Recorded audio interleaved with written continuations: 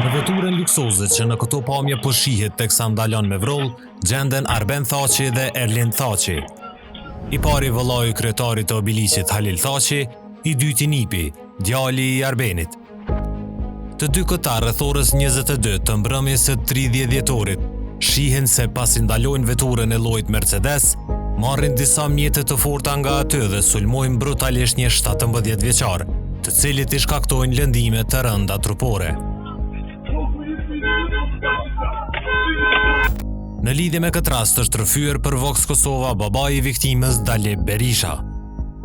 Ja, vllai Arben i këtij Halil Thaçi, kryetari i komunës të Obiliqit. Bashkë vllai i tij me djalin e kanë një djalin që me kerë dhe e kanë sulmuar janë me kamera me këtë. Edhe plus djali u kanë të shku të mishte vetë, në bërë të mikët, me rëmeme. Pse ka ndodhur, çish ka ndodhur rasti? Po ma herët para një viti kanë pas një konflikt këtë djallë janë me djallin asim.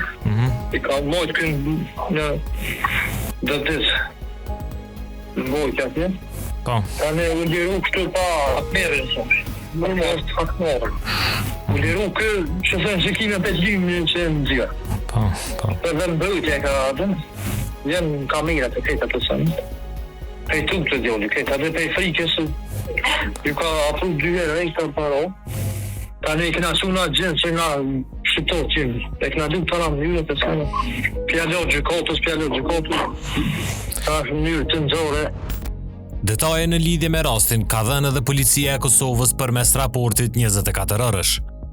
Janë arrestuar 2 të dyshuar meshkuj kosovar pasi që të njëjtit kanë sulmuar fizikisht viktimën mashkull kosovar. Viktima është dërguar për tretman mjekësor në QKUK. Me vendim të prokurorit, pas intervistimit të dyshuarit janë dërguar në mbajtje, thanë nga policia e Kosovës. E kryetari i Obiliqit Halil Thaçi Vox Kosovës i tha se nuk është në dijeni se ka ndodhur ky rast. Viktima ndërkaq nuk ka qenë në gjendje të flasë për incidentin.